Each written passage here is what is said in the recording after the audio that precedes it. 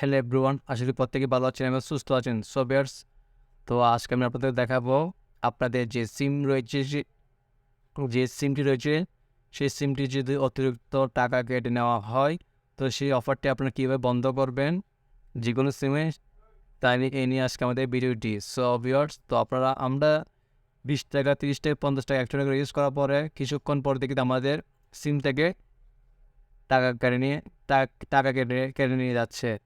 So সেইটি কীভাবে আপনারা সমাধান করবো সেটি আমাদের আজকে ভিডিওটি কীভাবে সমাধান করা যায় সেই নিয়ে আজকে আমাদের ভিডিওটি। আমাদের সিম যত রকম অফার থাকুক না কেন সবগুলো আপনারা কীভাবে বন্ধ করবো তো আজকে আমি আপনাদেরকে এই ভিডিওর মাধ্যমে প্র্যাকটিক্যালি দেখিয়ে দিব। সো ভিউয়ার্স, তাহলে ভিডিও শুরু করার আগে যদি আমার চ্যানেল নতুন দর্শক অবশ্যই চ্যানেলটি সাবস্ক্রাইব করবেন, পাশে থাকা বেল বাটনটি বাজিয়ে দিবেন পরবর্তী ভিডিও সবার আগে পাওয়ার জন্য। তাহলে ভিডিওটি শুরু করা যাক।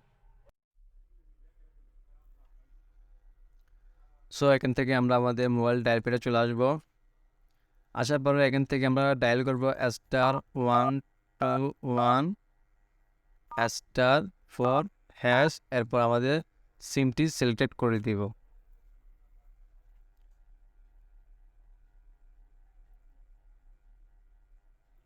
সো এখান থেকে দেখুন স্টার্ট এ সার্ভিস। সো আপনারা যদি কোনো অফার বা কোনো কিছু চালু করতে চান, স্টার্ট এ সার্ভিস অপশনে ক্লিক করলে তো আপনার স্টার্ট 1 দিতে হবে না, স্টপ 2 দিলে সেখান থেকে আমাদের সার্ভিসগুলো বন্ধ হয়ে যাবে। স্টপ অল ব্যাচ দিলে তো আমাদের যত রকমের প্রোগ্রাম চালু থাকবে সবগুলো অফ হয়ে যাবে। সেখান থেকে কী করবো, আমরা